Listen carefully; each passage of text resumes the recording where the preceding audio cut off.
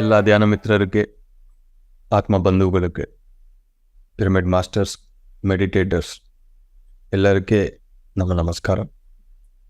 ಗುರುಗಳಾದ ಬ್ರಹ್ಮಶ್ರೀ ಪಿತಾಮಹ Patriji, pyramid world foundation PSSM ನನ್ನ ಹೃದಯಪೂರ್ವಕ ನಮಸ್ಕಾರಗಳು. ಇವತ್ತು ಧ್ಯಾನ 365 ಮೆಡಿಟೇಷನ್ 365 8ನೇ ದಿವಸ. ಇವತ್ತು ಕ್ವಾಲಿಟಿ ಬಗ್ಗೆ ಮಾತಾಡ್ಕೊಳ್ಳೋಣ. ನಿನ್ನೆ ಒಬ್ಬರು ನನ್ನಂತ ಕೇಳಿದ್ರು, ಸರ್ ನಾನು 3 ಗಂಟೆ 4 ಗಂಟೆ ಧ್ಯಾನ ಮಾಡ್ತಾ ಇದ್ದೀನಿ, ಆದರೆ ಎಚ್ಚರಿಕೆ ಇರೋ ಸಮಯ ಬಹಳ ಕಮ್ಮಿ ಸರ್, ಗುರ್ಕೆ ಬರ್ತಾ ಇದೆ, ನಾನು ನಿದ್ರೆಗೆ ಹೋಗ್ತಾ ಇದ್ದೀನಿ, ಧ್ಯಾನ ಮಾಡ್ತಾ ಇದ್ದಾನಂತ ಗೊತ್ತಾಗ್ತಾ ಇಲ್ಲ ಅಂತ ಹೇಳಿದ್ರು. ನಾನು ಅವ್ರಿಗೆ ಹೇಳಿದ್ದೀನಿ, ಮ್ಯಾಕ್ಸಿಮಮ್ ಟೈಮು ಎಚ್ಚರಿಕೆ ಇರಬೇಕು, ಇಲ್ಲಾಂದರೆ ಡೀಪ್ ಮೆಡಿಟೇಷನ್ ಇರಬೇಕು. ಯೋಗ ನಿದ್ರೆ ಅಂದರೆ ಅದು ಓಕೆ, ಬಟ್ ಯಾವಾಗ ಧ್ಯಾನದಲ್ಲಿ ಕೂತ್ಕೊಂಡಿದ್ರು ಯೋಗ ನಿದ್ರೆನೇ ಇದೆ ಅಂದರೆ ಯಾವಾಗ ನಾವು ಧ್ಯಾನ ಮಾಡೋದು? ಆ ಥರ ಇದೆ ಅಂದರೆ ಅವ್ರು ಏನು ಮಾಡಬೇಕು ಅಂದರೆ 3 ಗಂಟೆ ಧ್ಯಾನ ಮಾಡಿ, 2 ಗಂಟೆ ಧ್ಯಾನ ಮಾಡಿ, ಮಿಕ್ಕಿದ ಸಮಯದಲ್ಲಿ ಶಾರ್ಟ್ ಮೆಡಿಟೇಷನ್ಸ್ ಅಂತಾರೆ. 10 ನಿಮಿಷ, 15 ನಿಮಿಷ, 20 ನಿಮಿಷ, 30 ನಿಮಿಷ, ಯಾವಾಗ ಗ್ರೂಪ್ ಮೆಡಿಟೇಷನ್ಗೆ ಅವಕಾಶ ಸಿಗುತ್ತೋ ಅವಾಗೆಲ್ಲ ಮೆಡಿಟೇಷನ್ ಮಾಡಬೇಕು. ಈಗ ನೋಡಿ, 30 ನಿಮಿಷ 100% ನನಗೆ ಗೊತ್ತು ಎಷ್ಟು ಡೆಪ್ತ್ ಇದೆ. ಇದು ಕ್ವಾಲಿಟಿ ಮೆಡಿಟೇಷನ್. ಎಷ್ಟು ಟೈಮ್ ನಾವು ಧ್ಯಾನ ಮಾಡ್ತಾ ಇರೋದು ಮುಖ್ಯ ಅಲ್ಲ, ಎಷ್ಟು ಕ್ವಾಲಿಟಿ, ಎಷ್ಟು ಡೀಪಾಗಿ ನಾವು ಹೋಗ್ತಾ ಇದ್ದೀವಿ ಅನ್ನೋದು ಭಾಳ ಮುಖ್ಯ. ಕಡಿಮೆ ಟೈಮ್ ಅಂದರೆ ಮನಸ್ಸು ಎಷ್ಟೋ ಕೋಆಪ್ರೇಟ್ ಮಾಡುತ್ತದೆ ನಮಗೆ. 30 ನಿಮಿಷ ಅಂದರೆ ಓಕೆ, ಇಮಿಡಿಯೇಟ್ ಆಗಿ ಮೈಂಡ್ ಕೋಆಪ್ರೇಷನ್ ನಮಗೆ ಬರುತ್ತದೆ. ಇವತ್ತು ಮೈಂಡ್ ಕೋಆಪ್ರೇಷನ್ ಬಗ್ಗೆ ನಾನು ಮಾತಾಡ್ತೀನಿ. ಧ್ಯಾನದಲ್ಲಿ ಕೂತ್ಕೊಂಡಿದ್ರೆ ಬರೀ ಯೋಚನೆಗಳು ಬರ್ತಾನೆ ಇದೆ ಅಂತ ಎಷ್ಟೋ ಜನ ಕೇಳ್ತಾರೋ. ಎಲ್ಲ ಸೆಷನ್ಸಲ್ಲಿ ನಾನು ಕೇಳಿದ್ದೀನಿ, ಬೇರೊಬ್ಬರ ಸೆಷನ್ಸಲ್ಲಿನೂ ಯೋಚನೆಗಳು ಹೊರಗಿಂದ ಒಳಗೆ ಬರಲ್ಲ, ಒಳಗಿಂದ ಹೊರಗೆ ಹೋಗ್ತಾ ಇದೆ. ಅದು ಒಳ್ಳೆಯದೇ, ಸಂತೋಷವಾಗಿರಿ, ಯೋಚನೆಗಳು ಹೋಗ್ತಾ ಇದೆ. ಆದರೆ ಅದು ಕಡಿಮೆ ಆಗಬೇಕು ಅಂದರೆ ಮಿಕ್ಕಿದ ಸಮಯ ನೀವು ಏನು ಮಾಡ್ತಾ ಇದ್ದೀರ ಅನ್ನೋದು ಭಾಳ ಇಂಪಾರ್ಟೆಂಟ್. ಮನಸ್ಸಿಗೆ ಕಸ ಅನ್ನೋದು ನೀವು ಕೊಡಬಾರ್ದು. ಒಂದು ಡ್ರಾಮಾ ನೋಡಿರೋದು, ಬೇರೆಯವ್ರ ಹತ್ರ ಯೂಸ್ಲೆಸ್ ಟಾಕ್ಸ್ ಮಾಡೋದು, ಅವ್ರು ಏನೇನೋ ಕತೆ ಹೇಳ್ತಾ ಇದೆ ಅದೆಲ್ಲ ಕೂತ್ಕೊಂಡು ಕೇಳೋದು, ರೋಡಲ್ಲಿ ಏನೇನು ನಡೀತಾ ಇದೆ ನೋಡ್ತಾ ಇರೋದು, ಇದೆಲ್ಲ ನೀವು ಮಾಡಿದರೆ ಈ ಮನಸ್ಸಲ್ಲಿ ಡೈಲಿ ಈ ಕಸ ಅನ್ನೋದು ಹೋಗ್ತಾನೆ ಇರುತ್ತದೆ. ಮತ್ತೆ ಧ್ಯಾನದಲ್ಲಿ ಅದೆಲ್ಲ ಹೊರಗೆ ಬರ್ತಾ ಇರುತ್ತೆ. ನೀವು ಕಂಟ್ರೋಲ್ ಮಾಡ್ಕೋಬೇಕು. ಈ ಸೆನ್ಸಸ್ಸಿಂದ ಕಣ್ಣು, ಕಿವಿ, ನಾವು ಏನು ತಿಂತಾ ಇದ್ದೀವಿ, ಇದೆಲ್ಲ ನಾವು ಕಂಟ್ರೋಲ್ ಮಾಡ್ಕೊಂಡಿದ್ರೆ, ಹುಷಾರಾಗಿ ನೋಡ್ಕೊಂಡಿದ್ರೆ ಮ್ಯಾಕ್ಸಿಮಮ್ಮು ಮನಸ್ಸು ಶುದ್ಧಿಯಾಗಿ ಇರುತ್ತದೆ. ಲೈಕ್ ಎ ಗಾರ್ಡನ್, ಇಲ್ಲಾಂದರೆ ಗಾರ್ಬೇಜ್. ಈ ಗಾರ್ಡನ್ ಅನ್ನೋದು ನಾವೇ ಮೇಂಟೈನ್ ಮಾಡ್ಕೋಬೇಕು. ಆವಾಗ ಧ್ಯಾನದಲ್ಲಿ ಕೂತ್ಕೊಂಡಿದ್ರೆ ಡೀಪಾಗಿ ನಾವು ಹೋಗ್ತೀವಿ. ಆ ಡೆಪ್ತ್ ಯಾವಾಗ ಬರುತ್ತೆ ಅಂದರೆ 2 ಗಂಟೆ ಧ್ಯಾನ ಮಾಡ್ತೀರಿ, ಆ 22 ಗಂಟೆ ನೀವು ಯಾವ ಥರ ಕ್ವಾಲಿಟಿ ಲೈಫ್ ಲೀಡ್ ಮಾಡ್ತೀರೋ ಮೈಂಡ್ ನಿಮಗೆ ಅಷ್ಟು ಕೋಆಪ್ರೇಟ್ ಮಾಡುತ್ತದೆ. ಎರಡನೇದು, ಈ ಮನಸ್ಸಿಗೆ ಏನು ಬೇಕು ಅಂದರೆ ಭಾಳಷ್ಟು ಪ್ರೂಫ್ಸ್. ಈಗ ಧ್ಯಾನದಲ್ಲಿ ನಾನು ಕುತ್ಕೊಂಡಿದ್ರೆ ವಿತಿನ್ ಫ್ಯೂ ಸೆಕೆಂಡ್ಸ್, ಕೆಲವೊಂದು ಸಮಯಗಳಲ್ಲಿ ವೆರಿ ವೆರಿ ಶಾರ್ಟ್ ಟೈಮಲ್ಲಿ ನಾನು ಡೀಪಾಗಿ ಹೋಗ್ಬಿಡ್ತೀನಿ. ಯಾಕೆಂದರೆ ನನ್ನ ಮನಸ್ಸು ಭಾಳಷ್ಟು ಕನ್ವಿನ್ಸ್ ಆಗಿದೆ ಮೆಡಿಟೇಷನ್ ಬಗ್ಗೆ. ನಾನು ಕೊಟ್ಟಿರೋದೊಂದು ಇನ್ಪುಟ್ಸು ನನಗೆ ಇವಾಗ ಹೆಲ್ಪ್ ಆಗ್ತಾ ಇದೆ. ಎಷ್ಟೋ ಜನ ಅನುಭವಗಳನ್ನು ನೀವು ಕೇಳಬೇಕು ವಿತ್ ಓಪನ್ ಮೈಂಡ್, ಎಷ್ಟೊಂದು ಪುಸ್ತಕಗಳು ಓದಬೇಕು ವಿತ್ ಓಪನ್ ಮೈಂಡ್.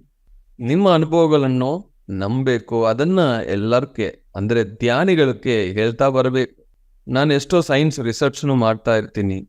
ಆ ಒಂದೊಂದು ದಿವಸ ಒಂದೊಂದು ರಿಸರ್ಚ್, ಒಂದೊಂದು ನೋಡ್ತಾ ನನ್ನ ಮೈಂಡು ಯಾವಾಗಲೂ ಕನ್ವಿನ್ಸ್ ಆಗಿದೆ. ಕೆಲವೊಂದು ಥರ್ಡ್ ಐ ಮಾಸ್ಟರ್ಸ್ ಹತ್ರ ನಾನು ಮಾತಾಡ್ತಾ ಇರ್ತೀನಿ. ನಾನು ಧ್ಯಾನದಲ್ಲಿ ಕೂತ್ಕೊಂಡು ಏನು ಅನುಭವ ಬಂದಿದೆಯೋ ಅವ್ರು ನನಗೆ ಹೇಳ್ತಾರೆ. ಈ ಥರ ಒಂದು ಸಾವಿರ ಅನುಭವಗಳು ನಾನು ಕೇಳಿ ಏನಾದ್ರು ಬಂದಿದೆ, ನನ್ನ ಮೈಂಡೇ ನನಗೆ ಹೇಳುತ್ತದೆ ಇದು ಕರೆಕ್ಟ್. ಒಂಚೂರು ನನ್ನ ಮೈಂಡ್ಗೆ ಡೌಟ್ ಅಂತಾನೆ ಇಲ್ಲ. ಈ ಥರ ಒಂದು ನನಗೋಸ್ಕರ ಕ್ರಿಯೇಟ್ ಮಾಡ್ಕೊಂಡಿದ್ದೀನಿ. ಅವಾಗ ನಾನು ಏನೇ ಮಾಡಿದ್ರು ನನ್ನ ಮನಸ್ಸು, ನನ್ನ ಬುದ್ಧಿ, ದೇಹ 100% ಕೋಆಪರೇಷನ್ ಕೊಡುತ್ತದೆ. ನನಗೆ ಸ್ವಲ್ಪನೂ ಡೌಟೇ ಇಲ್ಲ ಮೆಡಿಟೇಷನ್ ಬಗ್ಗೆ, ಅನುಭವಗಳ ಬಗ್ಗೆ. ಪ್ರತಿಯೊಂದು ಅನುಭವನೂ ಬಹಳ ಬಹಳ ಇಂಪಾರ್ಟೆಂಟ್. ಪತ್ರಿಜಿಯವರು ಸಜ್ಜನ ಸಾಂಗತ್ಯ ಅಂತ ಹೇಳಿದ್ರು. ಸತ್ಯ ಯಾರಿಗೂ ಗೊತ್ತೋ ಅವ್ರ ಜೊತೆ ನಾವು ಅವರ ಅನುಭವಗಳನ್ನು ಕೇಳಬೇಕು, ಜಡ್ಜ್ ಮಾಡಬಾರದು. ಆ ಅನುಭವಗಳನ್ನು ಕೇಳ್ತಾ ಕೇಳ್ತಾ ನಮ್ಮೊಳಗೆ ಎಷ್ಟೋ ಬದಲಾವಣೆ ಆಗುತ್ತದೆ. ಮನಸ್ಸನ್ನು ನೋಡ್ತಾ ಇರುತ್ತದೆ. ಮನಸ್ಸು ಒಳಗೆ ಹೋಗಲ್ಲ, ಹೊರಗೇನೆ ನೋಡ್ತಾ ಇರುತ್ತದೆ. ಆ ಮನಸ್ಸಕ್ಕೋಸ್ಕರ ಪುಸ್ತಕಗಳನ್ನು, ಸಜ್ಜನ ಸಾಂಗತ್ಯ ಅನ್ನು ನೀವು ಕೊಡಬೇಕು. ಧ್ಯಾನ ಅನ್ನೋದು ನಿಮ್ಮ ಒಳಗೆ ನಿಮ್ಮನ್ನು ತಗೊಂಡು ಹೋಗುತ್ತದೆ. ಈ ತರ ಯಾವಾಗ್ಲೂ ಮನಸ್ಸಿಗೆ ನೀವು ಇನ್ಪುಟ್ಸ್ ಕೊಡ್ತಾ ಇರ್ಬೇಕು. ಧ್ಯಾನದ ಬಗ್ಗೆ 100 ಪುಸ್ತಕ ನೀವು ಓದ್ಬೇಕು. ಥರ್ಡ್ ಐ ಬಗ್ಗೆ 100 ಪುಸ್ತಕ ಓದ್ಬೇಕು. ಆಸ್ಟ್ರಲ್ ಟ್ರಾವೆಲಿಂಗ್ ಬಗ್ಗೆ 100 ಪುಸ್ತಕ ಓದ್ಬೇಕು. ಮರಣಾಂತರ ಜೀವನ ಬಗ್ಗೆ 100 ಪುಸ್ತಕ ಓದ್ಬೇಕು. ಸಂಕಲ್ಪ ಶಕ್ತಿ ಬಗ್ಗೆ 100 ಪುಸ್ತಕ ಓದ್ಬೇಕು. ವಾಕ್ಕ್ಷೇತ್ರ ಬಗ್ಗೆ 100 ಪುಸ್ತಕ ಓದ್ಬೇಕು. ಚಾನಲಿಂಗ್ ಬಗ್ಗೆ 100 ಪುಸ್ತಕ ಓದ್ಬೇಕು. 7 ಶರೀರಗಳ ಬಗ್ಗೆ 100 ಪುಸ್ತಕ ಓದ್ಬೇಕು. ನಿಮ್ಮ ಚಕ್ರಗಳ ಬಗ್ಗೆ 100 ಪುಸ್ತಕ ಓದ್ಬೇಕು. ಆವಾಗ ನೀವು ಸ್ಪಿರಿಚುವಲ್ ಸೈಂಟಿಸ್ಟ್ ಆಗ್ತೀವಿ. ಎಷ್ಟೇ ಪುಸ್ತಕ ಓದಿದ್ರೂ ಮೆಥಡ್ ಆಫ್ ಮೆಡಿಟೇಷನ್ ಚೇಂಜ್ ಮಾಡಬೇಡಿ. ಬರೀ ಶ್ವಾಸವನ್ನು ಗಮನಿಸೋದಷ್ಟೇ. ಬೇರೆ ನೀವು ಆ್ಯಡ್ ಮಾಡಿದ್ರೆ ಕಾಂಪ್ಲೆಕ್ಸ್ ಆಗ್ಬಿಡುತ್ತೆ. ಧ್ಯಾನ ಪದ್ಧತಿ ಅನ್ನೋದು ನೆವರ್ ಚೇಂಜ್. ಇನ್ಪುಟ್ಸು ಕೊಡ್ತಾ ಇರಬೇಕು ಮನಸ್ಸಿಗೆ, ಬುದ್ಧಿಗೆ, ಆತ್ಮಗೆ ಅನುಭವ ಬೇಕು, ಬುದ್ಧಿಗೆ ಜ್ಞಾನ ಬೇಕು. ಪ್ರತಿಯೊಂದು ದಿವಸ ನೀವು ಎಷ್ಟು ಇನ್ಪುಟ್ಸ್ ನೀವು ಕೊಡ್ತಾ ಇರ್ತೀವೋ ಅಷ್ಟೊಂದು ಬದಲಾವಣೆ ನಿಮ್ಮೊಳಗೆ ಬರುತ್ತದೆ. ಕೆಲವೊಂದು ಸಮಯದಲ್ಲಿ ಕನ್ಫ್ಯೂಷನ್ಸ್ ಬರುತ್ತೆ, ಪರವಾಗಿಲ್ಲ, ಬರಲಿ. ಆದ್ರೂ ನೀವು ಓದ್ತಾ ಹೋಗಿ, ಕೇಳ್ತಾ ಹೋಗಿ, ಆ ಕನ್ಫ್ಯೂಷನ್ಸ್ ಎಲ್ಲ ಹೋಗ್ಬಿಡುತ್ತೆ. ಕೆಲವೊಂದು ಟರ್ಮಿನಾಲಜೀಸು ಹೊಸದಾಗಿರುತ್ತದೆ. ಅದನ್ನು ನಾವು ಕೇಳಿದ ತಕ್ಷಣ ಇದೇನಪ್ಪ ಇದು ಹೊಸ ಪದಗಳಂತ ನಿಮ್ಗೆ ಅನಿಸ್ತದೆ. ಆದರೆ ನೀವು ಅದನ್ನ ಕೇಳ್ತಾ ಕೇಳ್ತಾ ನಿಮಗೆ ಅಭ್ಯಾಸ ಆಗ್ಬೇಕು. ಪ್ರತಿಯೊಬ್ಬರ ಮನೆಯಲ್ಲಿ ಲೈಬ್ರರಿ ಇರಬೇಕು, ಒಂದು ಬುಕ್ ರ್ಯಾಕ್ ಇರಬೇಕು. ಇಂಗ್ಲಿಷ್ ಪುಸ್ತಕಗಳು, ಕನ್ನಡ ಪುಸ್ತಕಗಳು ಇರಬೇಕು. ಓದ್ಬೇಕು. ನೀವು ಕಣ್ಣು ಮುಂಚೆ ಅದಿದೆ ಅಂದರೆ ಓದಬೇಕು ಅಂತ ನಿಮ್ಗೆ ಅನಿಸ್ತದೆ. ಇಲ್ಲ ಅಂದರೆ ಬರೀ ಟಿವಿ, ಮೊಬೈಲ್ಸ್ ನೋಡಿಕೊಂಡು ಸಮಯನ ವೇಸ್ಟ್ ಮಾಡಿಬಿಡ್ತೀವಿ ನಾವು ಮಾಸ್ಟರ್ಸ್. ಈ ಪ್ರಪಂಚದಲ್ಲಿ ಅತಿ ಮುಖ್ಯ ಏನು ಅಂದರೆ ನಮ್ಮ ಸಮಯ ಸಾಧನ. ಎಷ್ಟು ಸಮಯ ನೀವು ನಿಮಗೋಸ್ಕರ ಧ್ಯಾನ ಸಾಧನಕ್ಕೋಸ್ಕರ ಕೊಡ್ತೀವೋ, ಎಷ್ಟು ಸಮಯ ನೀವು ಪುಸ್ತಕಗಳನ್ನ ಓದ್ತೀವೋ, ಬೇರೆಯವರ ಅನುಭವಗಳು ಕೇಳ್ತೀವೋ, ಅದು ನಿಮ್ಮ ಎನ್ಲೈಟನ್ಮೆಂಟ್ಗೆ ಸೂಚನೆ. It's directly proportional to en enlightenment. ಓದಬೇಕು, ಕೇಳಬೇಕು, ಹೇಳಬೇಕು. ಥಿಯೋಸಾಫಿಕಲ್ ಬುಕ್ಸ್ ಇದೆ. ಬಸವನಗುಡಿಯಲ್ಲಿ ಥಿಯೋಸಾಫಿಕಲ್ ಸೊಸೈಟೀಸ್ ಇದೆ. ಅಲ್ಲಿ ಹೋಗಿದ್ರೆ ಎಷ್ಟೊಂದು ಕನ್ನಡ ಬುಕ್ಸ್ ಇದೆ. ಅಲ್ಲಿ 7 ಶರೀರಗಳು, 7 ಲೋಕಗಳು, ಚಕ್ರಗಳ ಬಗ್ಗೆ, astral travelling, astral plane, mental plane, Annie Besant, Blavatsky, Leadbeater, ಜಿನದ್ರಾದರಾಸ, ಅಕಲ್ಟ್, ಎಷ್ಟೋ ಪುಸ್ತಕಗಳಿದೆ. ನಾನು ಅಲ್ಲಿ ಹೋಗಿ 3 hours ಎಲ್ಲ ಪುಸ್ತಕ ನೋಡಿದ್ದೀನಿ. ಒಂದ್ಸತಿ ಲಾಕ್ಡೌನ್ ಆದಮೇಲೆ ಎಷ್ಟೋ ಪುಸ್ತಕಗಳು ತಗೊಂಡು ಬಂದಿದ್ದೀನಿ. ಅಲ್ಲಿ ಹೋಗಿದ್ರೆ ಅವರು ಪ್ರತಿಯೊಂದು ಪುಸ್ತಕ ಬಗ್ಗೆ ಎಷ್ಟು ಚೆನ್ನಾಗಿ ಹೇಳ್ತಾರೋ ಅಲ್ಲಿ ನೋಡಿ ಎಲ್ಲ ತಗೊಂಡು ಬರಬೇಕು. ಒಬ್ಬ ಮೇಡಮ್ ನನಗೆ 70 ಥಿಯೋಸಾಫಿಕಲ್ ಬುಕ್ಸು ಒಂದು ಸೂಟ್ ಕೇಸಲ್ಲಿ ಇಟ್ಟು ನನಗೆ ಗಿಫ್ಟ್ ಆಗಿ ಕೊಟ್ಟಿದ್ರು. ಏನು ಮೇಡಮ್ ಇದು ಅಂದಿದ್ದೀನಿ. ಸರ್, ಇಷ್ಟೊಂದು ಬುಕ್ಸ್ ನಿಮಗೆ ಕೊಟ್ಟಿದ್ರೆ ಇದನ್ನ ನೀವು ಓದಿ ಪ್ರಪಂಚಕ್ಕೆ ಕೊಡ್ತೀರಿ ಸರ್ ಅಂತ 70 ಬುಕ್ಸ್ ನನಗೆ ಸೂಟ್ ಕೇಸಲ್ಲಿ ಇಟ್ಟು ಸೂಟ್ ಕೇಸನ್ನು ಗಿಫ್ಟ್ ಮಾಡಿದ್ರು. ಇದು ರಿಯಲ್ ಗಿಫ್ಟ್ಸ್. ಎಲ್ಲಿ ಹೋಗಿದ್ರು ನಾನು ಗಿಫ್ಟ್ ಕೊಟ್ಟಿದ್ರೆ ಅದು ಒಂದು ಪಿರಮಿಡ್, ಇಲ್ಲಾಂದ್ರೆ ಬುಕ್ಕೇ ಕೊಡ್ತೀನಿ, ಬೇರೆ ಕೊಡಲ್ಲ. ನಾನು ಶಾಶ್ವತ ಏನೋ ಅದನ್ನು ಕೊಡಬೇಕು.